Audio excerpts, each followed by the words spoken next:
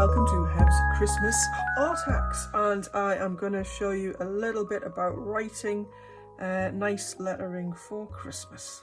So very quickly, for this one you need a bit of paper or a bit of card. I prefer paper to start with because I always make mistakes, so it's always good to start on something paper-like first. Very important, you also need a pencil as well as a pen. Now, why do I use a pencil? That's because I make lots of mistakes, and along with a pencil, a rubber is also very useful. What I'm going to do is I'm going to draw 3 lines.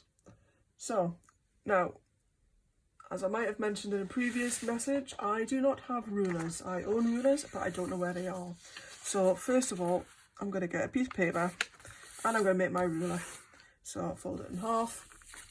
And I'm just going to fold it in half again, just so I can get a nice solid line that's not going to go all wobbly on me. So, saying that, might go wobbly, it doesn't matter, it's not the end of the world. So first things first, I'm going to draw my straight lines. So 1, and then I'm going to draw 1 down here, and I'm going to draw another one here. Now, there's 2 basic types of lettering that I'm going to show you how to do.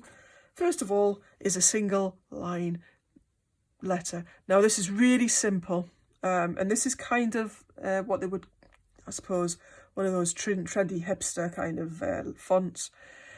You see them on these on cards and things all the time at the moment, and it's a very thin line, a very thin letter. So like Mary, you would do an M like this, right the way up to the top and right the way down to the bottom. There is, it's usually sort of like, well, you can do capital letters if you wanted to, but just remember, keep them thin. So, and then use your middle line there just to get your letters even.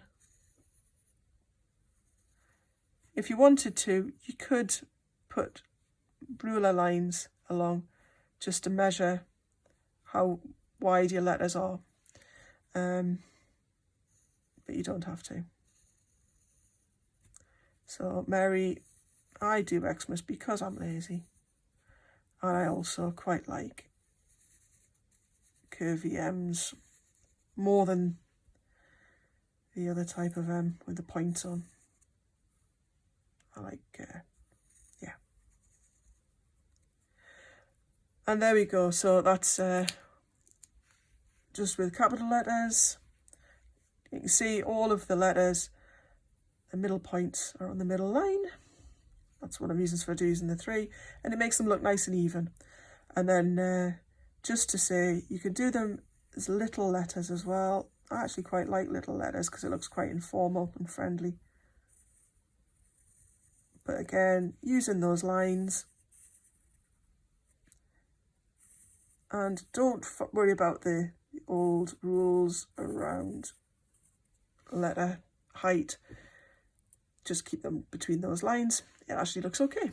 And then once you've done that, then you can go over with your pen. Now, these pens, I use Pro markers. I think the pens that you're getting in your packs are going to be fairly similar, that you've got a thin pen on one end, and you've got a wedge marker on the other.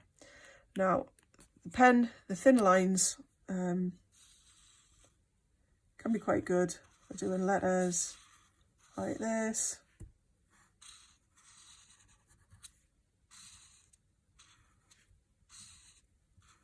One of the things I will say with my pens is they go through the paper. I like that. So you might want to put another bit of paper behind just to stop it from coming through. Now the wedge marker gives you a nice calligraphy effect. Now I may be completely going over the top here because this may be, the letters may be too thin for this wedge. It might just end up as one big blob, but we'll just find out in a second. So put it on an angle like that. Actually not quite so bad as I thought it was going to be, but I am kind of leaning on one side.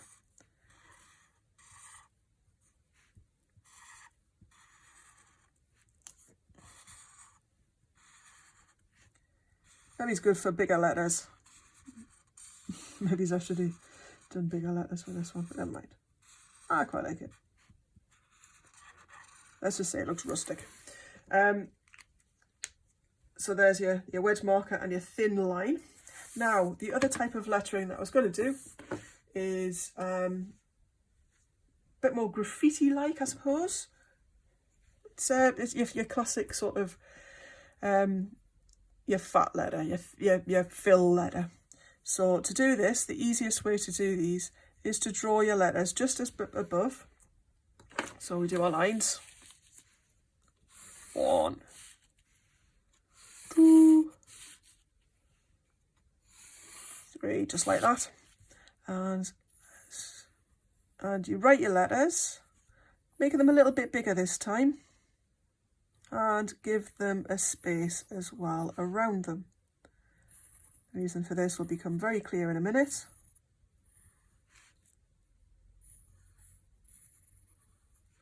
And this is because we are going to go around.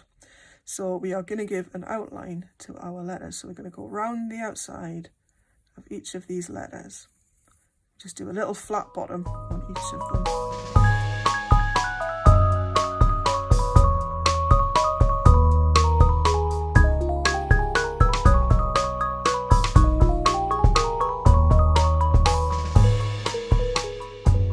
And when the ink's dried, you can rub out the lines in the middle. And if we wanted to, we can also colour those in.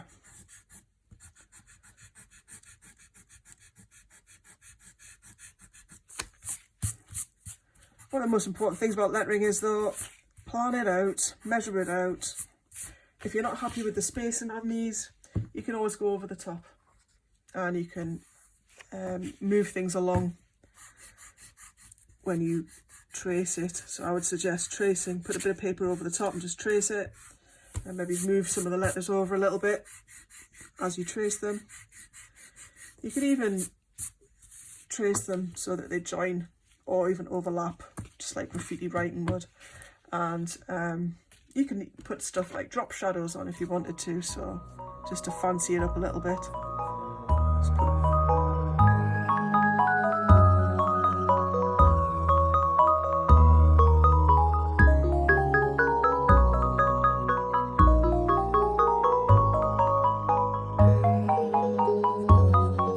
There we go. So we have some fancy lettering ideas for putting on your Christmas card.